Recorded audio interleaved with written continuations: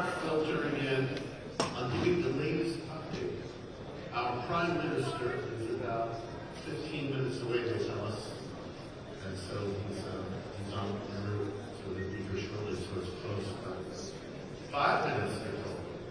So what we'd like to do is maybe just start a little informal program, get people seated. I know the security people want everyone seated when he arrives, and the people out in the lobby. There's some seats over here. We can get everyone in. And then the plan will be we'll greet the Prime Minister, his wife Sarah, and then I will do a brief introduction of when he comes here. And then before that, we can have a little bit of an informal program as we're waiting, which easily detaches into his program as soon as he arrives. So it's an exciting moment, I think, for all of us, and a special occasion. What I'd like to do is to start. Do we have everyone from outside here? We have a video, a 3-minute video that talks about Newsmax, just so you know a little bit about us. It starts off this year. We had an iconic, Malcolm mentioned, public offer of the New York Stock Exchange. So they did a film that's about 1 minute long, which is really fun. It features this guy, Chris Reddy, I don't know if you heard about him. And, but it has a lot of cast of characters. Some of the folks are here in the film. And then 2 minutes about Newsmax, what our mission is, and how we're growing. So that's our like 3-minute commercial. And then Carl Higby is one of our top-rated hosts. And Carl is here all this week in Israel, broadcasting every night, talking about some of the challenges Israel's facing with the hostages. And I've asked him to come up and just chat about what he's experiencing, because he's been incredible. He's a Navy SEAL. He served in Iraq during the war in 2006 and 7. He's very aware of the situation here. So if we're ready, and the video people, I know the podium's going to hurt the view of some of this, but try to look with your eyes with X-ray vision to see.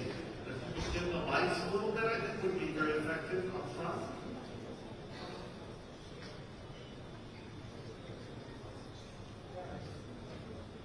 No. Yeah. That's it.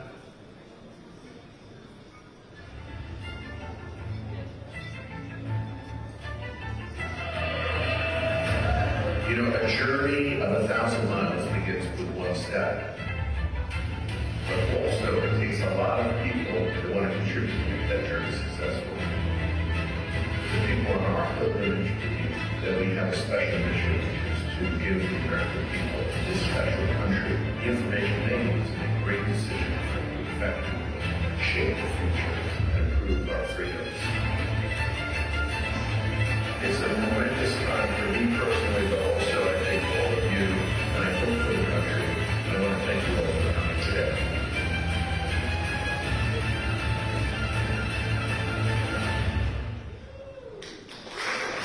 It's true. Millions of Americans are making the switch to Newsmax. They're turning to Newsmax for the real news. Each night across America, viewers like you are tuning in for famed host Greta Van Susteren, followed by rising star Rob Schmidt and America's voice Greg Kelly.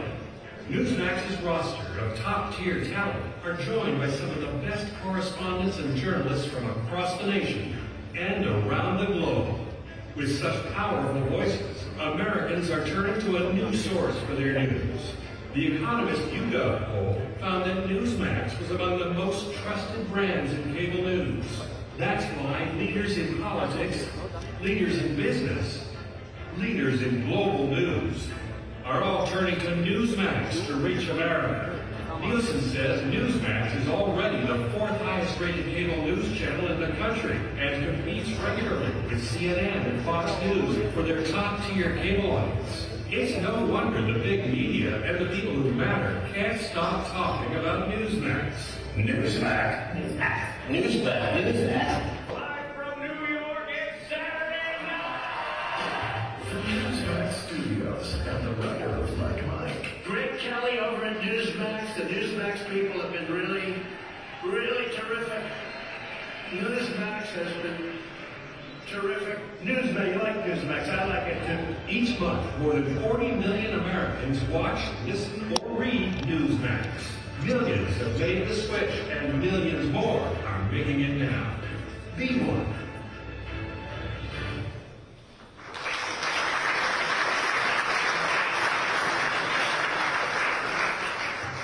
We even aired this show called Huckabee on the weekends. Ratings have gone way down since he took another job. I think he's doing something more interesting in the Middle East.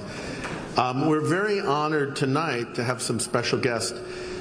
Our group was just really taken today by Speaker Ohana. He is doing a tremendous job and a great advocate for the people of Israel.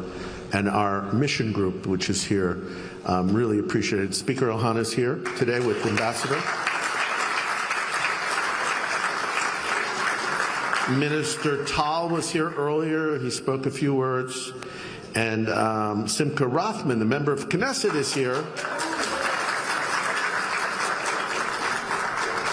Dana Luz was here earlier, but I think he had another engagement, member of Knesset. And the governor of the Judea and Samaria, I believe, Governor Gantz, Israel Gantz. Somebody said he always can be remembered as the guy who's the good Gantz. Somebody said that to me earlier. We like that. So, Governor, thank you for joining. Carl Higbee is an amazing host. You saw his picture up here. Please come up, Carl, and maybe share some of what you felt, what you learned this week. And I think people would be interested to hear it. Thank you very much. Instead of putting my face in the video a lot, they just flew me out here to talk to you directly. No, this has actually been an incredible experience for me, and I appreciate Mr. Ruddy taking the time and especially the honor of flying me out here to see this. I did a couple tours to Iraq as an active guy back 07, 09, and thank you. So people say, is this the first time you've ever been out this direction? I said, no, well, no, not really, but this is the first time I've actually had somebody or nobody shooting at me, so that's nice. This is, to see the enemy that I fought in Iraq, it's very interesting because America's 7,000 miles away, but Israel has these people literally on their borders. We're driving down the road and I see a fence. You should.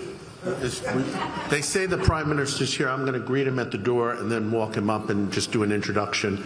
And you can continue talking till you see him open the door. Fantastic. All right. You're our security at the podium. Exactly. So if you just see me run away, that's why. No, but we drive down and I ask our driver, I said, why is there this huge fence along the highway? He says, oh, because, people who don't like us throw rocks at our cars randomly. And we in America don't have to deal with that. We have been told that there is, no aid going into Gaza, nothing like that. And there is. I witnessed 300 to 400 different trucks a day going in there, escorted by military contractors. It looks like the Prime Minister is coming out now, so I don't want to take too much time from him, but I appreciate you guys having us out here. It's really been an honor. Thank you.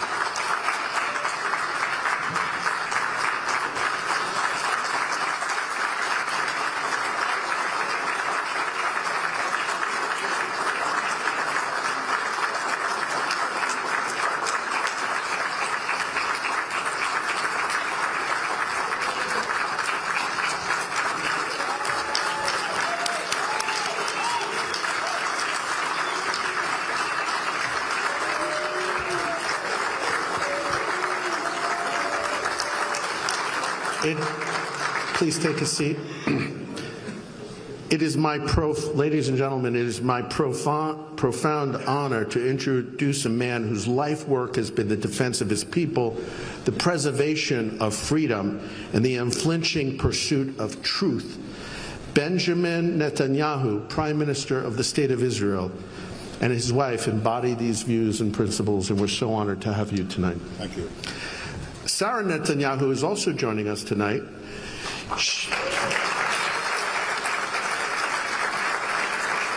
They say it's a cliche to say that behind every great man is a great woman. Well, in this case, it is true, and I think he admits that. Sarah Netanyahu is the mother of Yair and Abner, and we know Yair because he comes on Newsmax occasionally. He's quite articulate. is the only First Lady to work during her husband's terms. A career in educational psychologist, she has dedicated herself to helping children in need, people on welfare, for instance. She remains in close contact with hostage families, wounded IDF soldiers, and the families of reservists. In recent months, the Prime Minister has faced two of the greatest threats to the security of Israel ever: the relentless advance of Iran's nuclear program and the constant menace from Gaza and Hamas. Against Iran, he has marshaled intelligence, diplomacy, and when needed, decisive action to ensure that those who dream of destroying Israel would wake up to a far different reality. Against the terror networks in Gaza, he has acted with precision and resolve to protect innocent lives, never losing sight of Israel's moral duty in the fog of conflict. These are not decisions for the timid. They are the choices of a leader who understands the history and does not remember those who flinch in moments of crisis. Winston Churchill once warned that the free world faced a gathering storm of tyranny. He stood often alone against the tide of appeasement. Sounds familiar with you against the media sometimes, because he knew that peace without strength is an illusion. In our time, Benjamin Netanyahu has carried that same torch of clarity and courage. He has been willing to stand alone if necessary, to tell truths, and to act before danger becomes catastrophe. The battles ahead may be different, but the principle is the same. The survival of a free people depends on leaders like Benjamin Netanyahu, who will not bow, who will not yield, and who will never apologize to defending his nation, Israel.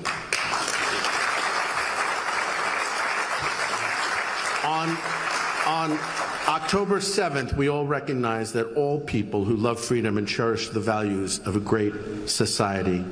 On that day, we all became Israelis, and we all stood with Prime Minister Netanyahu and the people of Israel, and we stand with you today. Today, we welcome a statesman who has been tested on the world stage and will continue to meet those tests with iron will and unshakable purpose. Please join me in giving a warm and heartfelt welcome to the Prime Minister of Israel, Benjamin Netanyahu.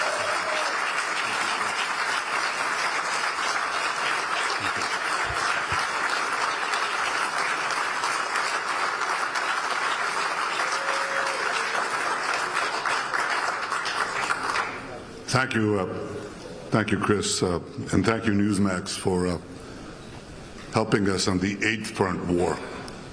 7 fronts against Iran and its proxies. The 8th front, the battle for truth.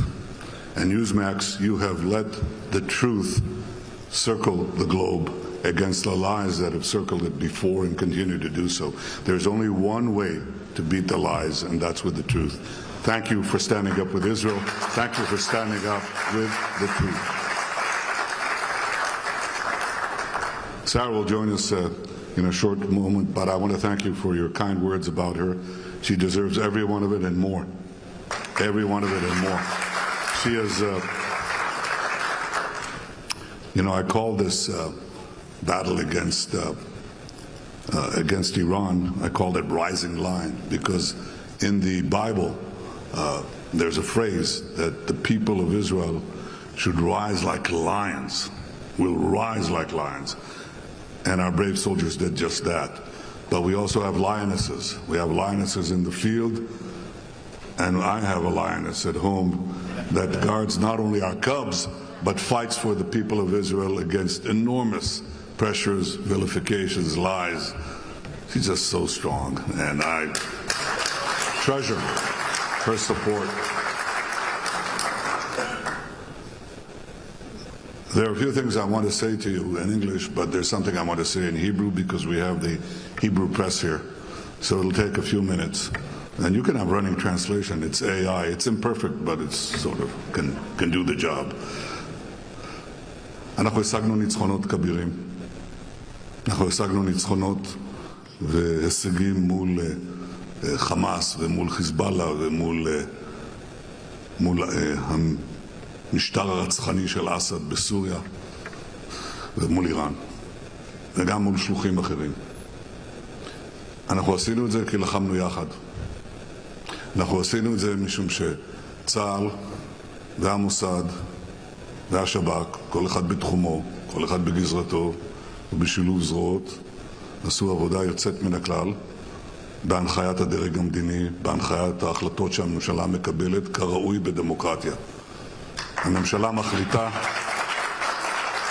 ודרגי הביטחון מבצעים, ולכולם מגיע את הקרדיט, כל אחד בחלקו וכולם יחד בשילוב. אבל אני רוצה לומר משהו על תופעת הלשעברים. אלה האנשים שהובילו את זרועות הביטחון בישראל. אני שירתתי עם חלק מהם, בדרך כלל הם היו יותר צעירים ממני, אבל עם חלק שירתתי, ועם חלק אחר עבדתי כראש ממשלה במהלך 18 שנותיי כראש ממשלת ישראל. יש לי הערכה גדולה מאוד לתרומה שלהם, כל אחד בתחומו, גם לגבורה שהם יראו בשדה הקרב, והקרבה. ואני חושב שהאנשים האלה שהיוו מופת לרבים אחרים, עשו דברים חשובים מאוד למדינת ישראל. אבל משהו קרה בצאתם מהשירות. משהו קרה. והדבר לא קרה באופן אישי, הוא קרה באופן מערכתי. בהדרגה בשנים הללו יצאה מילה אחת מהלקסיקון של צבא ההגנה לישראל. והמילה הזאת היא ניצחון. ואנחנו מחזירים את המילה הזאת, משום שבלעדיה אין משמעות לקיום שלנו כאן. או שאנחנו מנצחים, או שאלה שבאים לכלותנו ינצחו. אנחנו מנצחים. אנחנו מכריעים.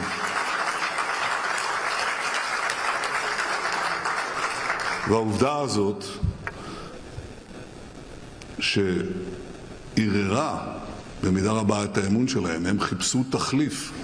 איך אנחנו ננצח? איך נעמוד מול הגל העולמי? הגל העולמי קורא לנו בעצם לאבד את עצמנו לדעת באיזה אילוזיה, באיזה רעיון עיווים של מדינה פלסטינית שכל מטרתה להשמיד אותנו, והדרך שבה נפתור את הבעיה של הקיום שלנו זה לתת פלטפורמה, לתת מדינה פלסטינית שבעצם כל כולה תהיה מכוונת לחסל אותנו. ובחיפוש אחר תחליף לניצחון בא הרעיון הזה, שמה שהם קוראים פתרון מדיני שהוא לא יותר מאשר מילה אחרת לתבוסה וכניעה. וזה לא יהיה. דבר הזה לא יהיה.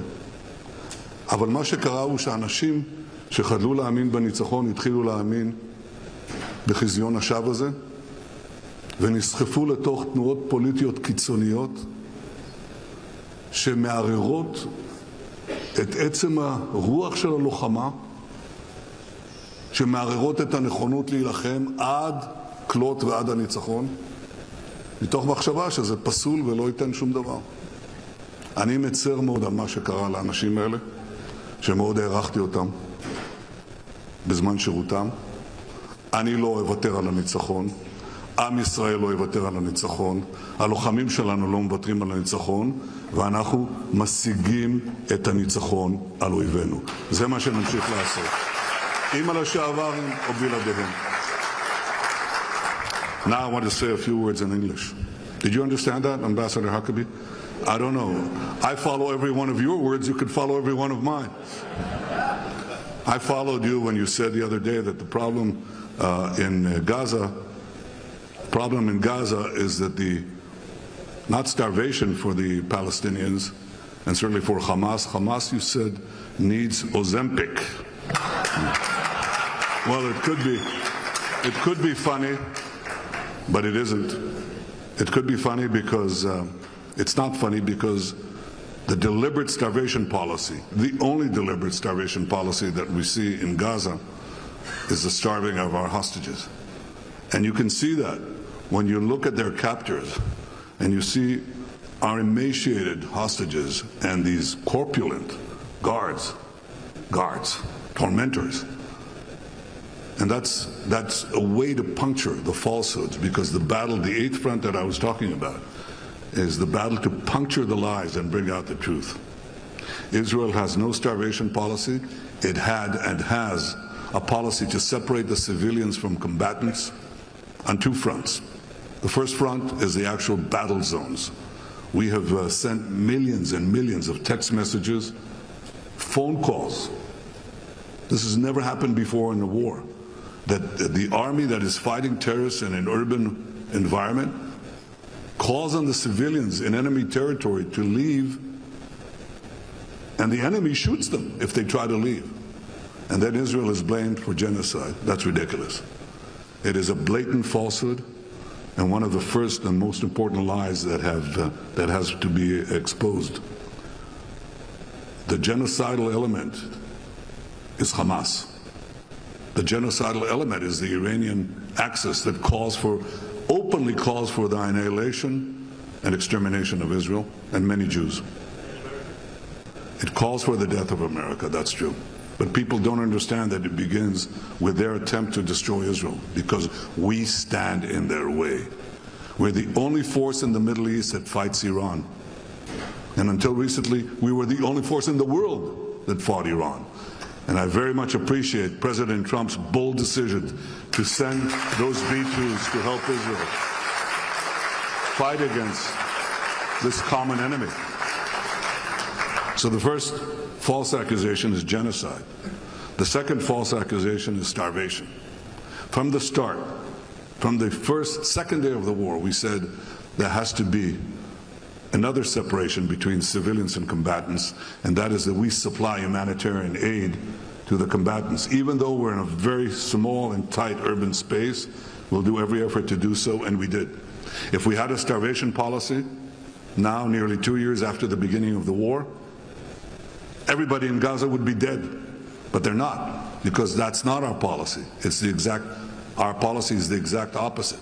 We sent in 2 million tons, 1.9 million tons of food and medical aid into Gaza, because that's how we conduct the war.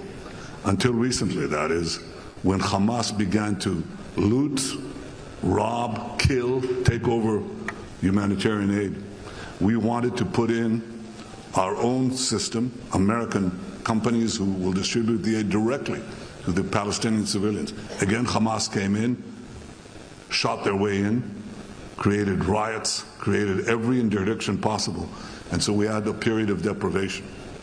Hamas caused the hunger problem. Hamas caused the shortage problem, and Israel is blamed, again falsely. We are now engaged in a humanitarian surge of offering safe, secure routes for distribution of food. We're doubling and perhaps quadrupling the number of distribution points that will be safeguarded, and we're doing airdrops, invite other countries to join us. That's what Israel is doing. And as a result, now hundreds of trucks go in daily, and that hunger problem, that deprivation problem, has basically been solved. What has not been solved, what has not stopped, is the campaign of lies, and especially those photographs of 3 children. One of them in the New York Times, the reputable New York Times. Nobody's laughing. They put a photograph of an emaciated child, and they said this is the cause of hunger. He's embraced by his mother. Of course, the mother is not emaciated. The brother is not emaciated. But this child was not emaciated from hunger. He was emaciated by a genetic disease, cerebral palsy. And 2 other children, same thing, made the great pictures and so on. Horrific, heart-wrenching pictures, because it does tear your heart out when you see this. And they were also suffering from genetic diseases. But 2 of the 3 were actually taken care of by Israel. We let out one of these children go to an Italian hospital, and thank God, he recovered there. The other is incurable. He was in our hospitals, but there's nothing you can do about it. So this is a complete reversal of lies, and I don't take it lightly. I think this battle for truth has tragic historical antecedents. My father was a great historian of the Jewish people. and a great historian of the Jews in the Middle Ages. In the Middle Ages, every single massacre that the Jews suffered was preceded by a campaign of vilification and lies. We were accused of spreading disease, vermin, to the Gentiles. We were accused of poisoning the wells. We were accused of killing Christian children for their blood to bake matzos for Passover. These lies, horrific as they were, propelled anti-Semitism right into the 20th century, into the worst massacre of them all, the Holocaust. And the Nazis pretty much said the same thing about disease, about well poisoning, and so on. Well, that same phenomenon we see today. What the Jewish people were accused of in the Middle Ages and the subsequent centuries is what the Jewish state is now being accused of. There's only one difference. Then we had no defense. Now we have a country, now we have an army, and now we fight back against our tormentors.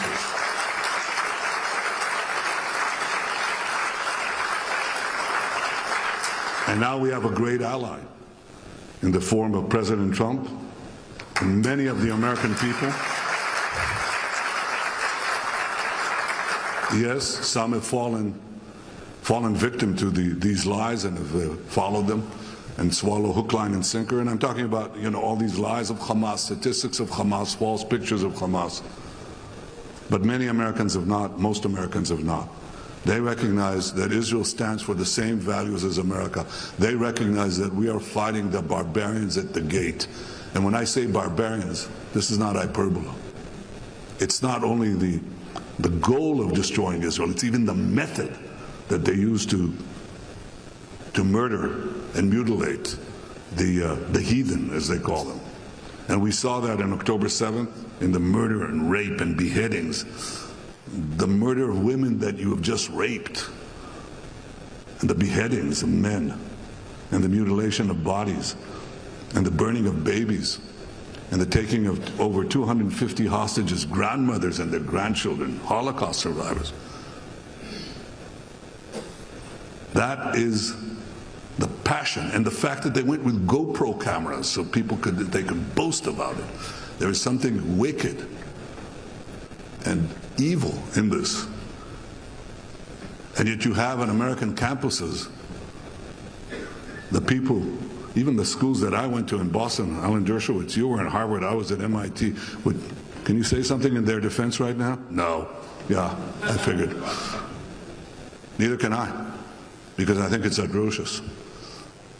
Yet you have people there siding with Hamas, siding river to the sea, basically the river to the sea. You'd think that this is a huge country. The river is the Jordan River. It's hardly a river, it's a stream. I'm telling you that. And the sea is a few kilometers from here. In between Sandwich is the state of Israel, this tiny, giant country, It's a giant country, but it's tiny in dimension. And they basically say, wipe it off the map. And they don't understand what they're fighting for. Maybe some of them do. But our people who joined them don't even know what they're talking about. And it's not only the savagery of Hamas and the Iranian terror axis. In Syria, just a few weeks ago, we stopped the savage massacre of Druze, a non-Islamic sect. And we saw, and these people who hate them hate us and hate America, and they chant the same thing: death to America, death to Israel, death to the Jews, death to the heathen. And the Jews happen to be the heathen, a small minority. And they went into their town of Sueda, and they butchered the men. They raped the women, the nurses, and then shot them. They burnt babies, and they added a few things. They added it, and you saw it live, and you have to see it to understand this. I mean, you see a Druze civilian wounded lying on the ground, and one of these fanatics, these unbelievable savages, they go in, knife the guy, tear out his heart, and then eat it. And it takes a few seconds for death to come. So the victim has his heart eaten while he's still alive. This is savagery, this is barbarism, this is what Israel is fighting. on behalf of Western civilization, on behalf of civilization. And the propagation of these lies is exactly what we had in the Middle Ages. So now we have the capacity to physically defend the Jewish state. But we now have to muster all the forces that seek to defend our common civilization against this mutilation of the truth that threatens our common future. And that's why I salute Newsmax and others who stand together, stand up for the truth, are not cowed, can speak their mind, can show the facts, can stand up for our common humanity and for our common future. And if you're not ready in this day and age, especially in this day and age, to fight for freedom, you will lose it. If you do not fight for your civilization, you will lose it. We are prepared to fight, and I know America is prepared to stand with us, and I salute you for doing the same. Thank you. Thank you all.